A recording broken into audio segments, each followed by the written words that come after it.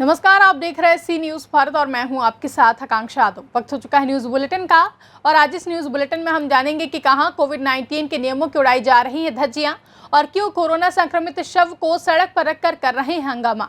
ये सब जानेंगे विस्तार से, तो चलिए निगाह डालेंगे इस वक्त की खास खबरों पर। मध्य प्रदेश के बैतूल में जिला मुख्यालय से महज 5 किलोमीटर दूर मरामंजरी गांव के पास सड़क पर 2 लाश मिलने से इलाके में सनसनी फैल गई है।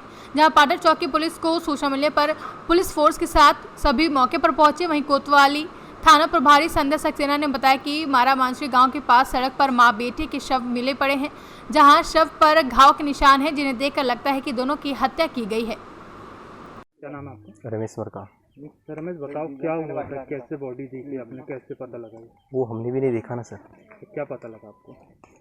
वो बस भैया ने फ़ोन किया था। हाँ। कि बोले ऐसा ऐसा हो गया, बोले माँ और भैया का।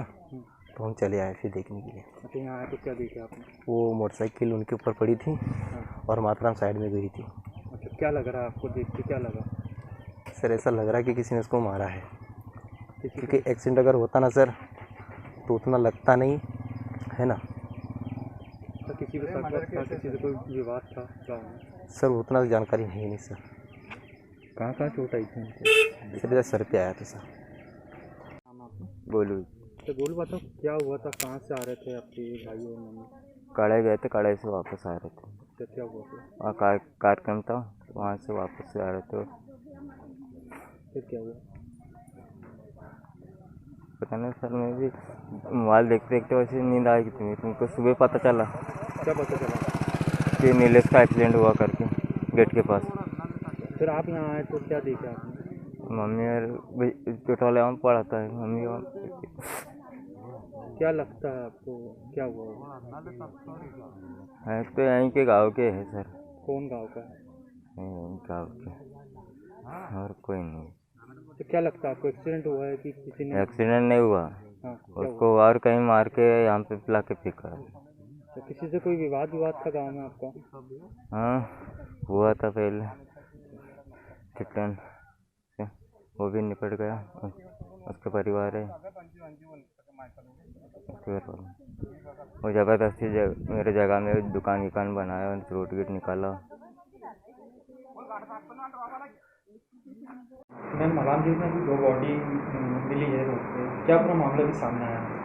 मामला प्रथम दृष्टया तो माँ और बेटे की हत्या का आया है और अभी हत्यारे फिलहाल अज्ञात हैं, ठीक है। और जो कोतवाली पुलिस है, पाडर चौकी जो अपने कोतवाली क्षेत्र अंतर्गत आती है, उसमें प्रभारी और अपनी कोतवाली की टीम अज्ञात आरोपियों की तलाश में लगी हुई है। क्या हालत थी बॉडी की, किस कंडीशन में? बॉडी जो थी माँ और बेटे की है और एक मोटरसाइकिल है, संभवतः ये उनकी हो सकती है, और वो कहीं से आ रहे थे।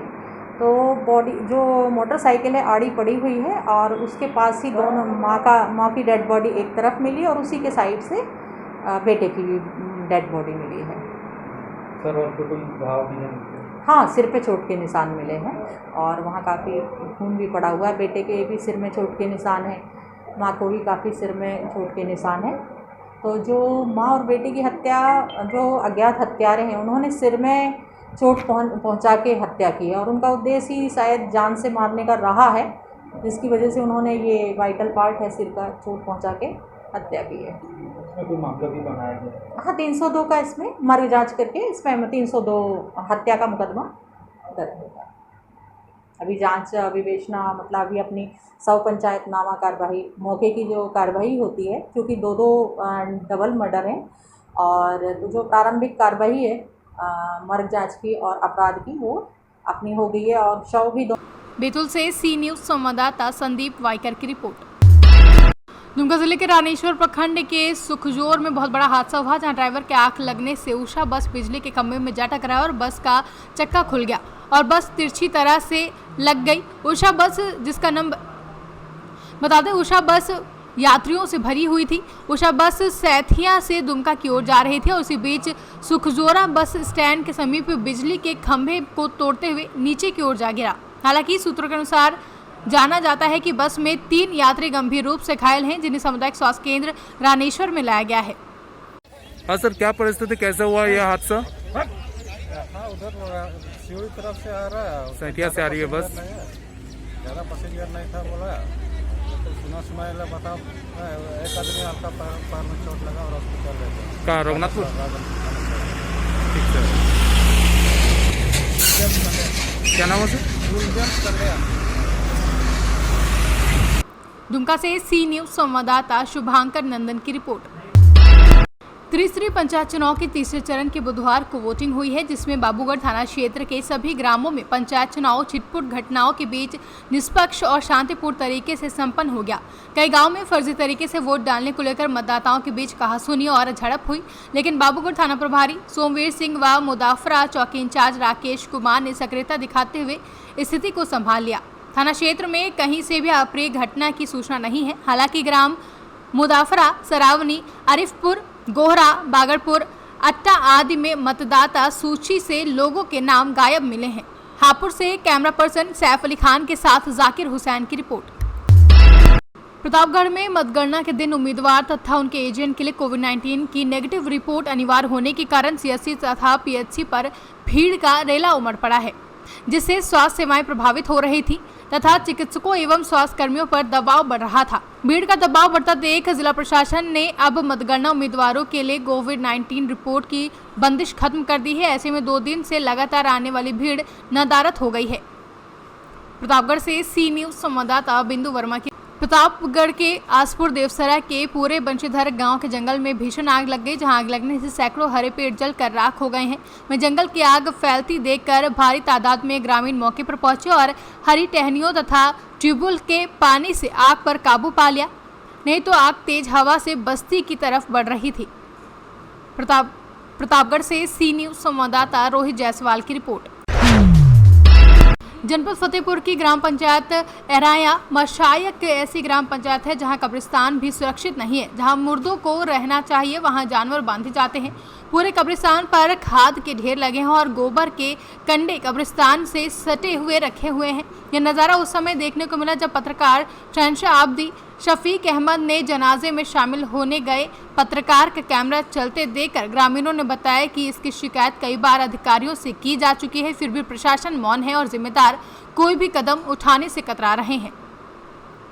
फतेहपुर से सी न्यूज संवाददाता शहंशाह आब्दी की रिपोर्ट। उत्तर प्रदेश के महोबा में जिम्मेदार अफसरों की व खनन माफियाओं की मिलीभगत से चलते अवैध बालू खनन का खेल बेखौफ जारी है। खनन माफियाओं के द्वारा कई वर्षों से बालू खनन का कार्य किया जा रहा है, जिसमें जिम्मेदार अफसरों की संलिप्तता रहती है, जिसके चलते आज तक अवैध खनन का कारोबार नहीं रुक सका है। महोबा से सी न्यूज संवाददाता सुरेंद्र कुमार निराला की रिपोर्ट। मानव सेवा संस्था के उत्तर प्रदेश उपाध्यक्ष भगवती प्रसाद सोनी के द्वारा महोबा जिले में निःशुल्क शव वाहन चलाया जा रहा है, जिससे लोगों के मृत शरीर को बिल्कुल निःशुल्क उनके घर तक पहुंचाया जा रहा है। यह अभी से नहीं, कई वर्षों से प्रदेश उपाध्यक्ष भगवती प्रसाद सोनी द्वारा महोबा में सेवा दी जा रही थी, लेकिन कोरोना काल को देखते हुए महोबा मुख्य चिकित्सा अधिकारी ने मानव सेवा संस्था भवानी दीन सेवा संस्था के प्रदेश उपाध्यक्ष भगवती प्रसाद सोनी से महोबा जिले में निःशुल्क शव वाहन के लिए मदद मांगी है। जनपद महोबा में स्वास्थ्य विभाग के अंतर्गत किसी चिकित्सालय चिकित्सा इकाई में मृतकों के शवों को उनके निवास स्थान एवं अंतिम संस्कार किए जाने हेतु निर्धारित स्थान तक कोविड-19 संक्रमण रोकथाम प्रोटोकॉल का अनुपालन करते हुए निःशुल्क पहुँचाने के लिए सहयोग किए हेतु सहमति चाहिए गई थी, जिसमें सहमति प्रदान की गई है। महोबा से सी न्यूज संवाददाता सुरेंद्र कुमार निराला की रिपोर्ट।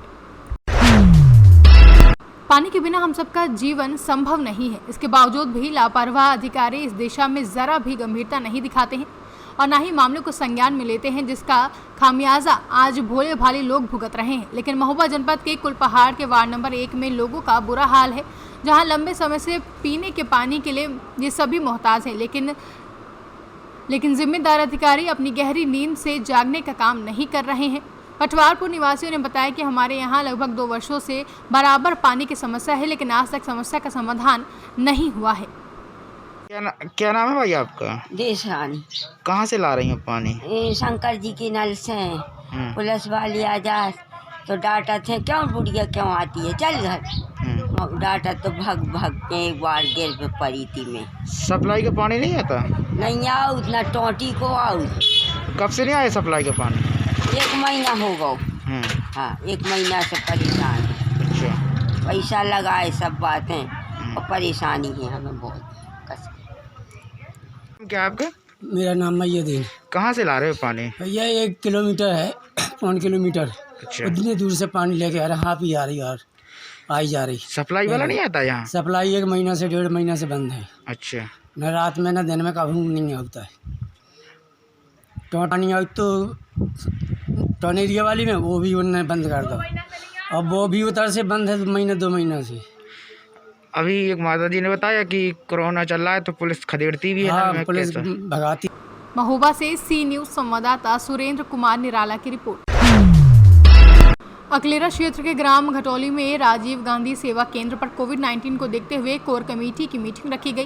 जहां मीटिंग में कई कर्मचारियों को दिशा निर्देश दिए गए कि सर्वे की रिपोर्ट सही देवे और घर घर जाकर सही तरीके से सर्वे करें। इस महामारी से निपटने के लिए सभी को साथ देना है और लोगों को समझाना है कि कोरोना से बचाव के लिए मास्क पहनना जरूरी है। बता दें, इस दौरान मुकेश कुमार मीना, ग्राम विकास अधिकारी राजेश मीना समेत कई लोग मौजूद रहे। झारखंड से सी न्यूज संवाददाता भगवान सिंह राजावत की रिपोर्ट। फिलहाल के लिए न्यूज बुलेटिन में बस इतना ही। देश और दुनिया की तमाम बड़ी खबरों के लिए देखते रहें सी न्यूज भारत।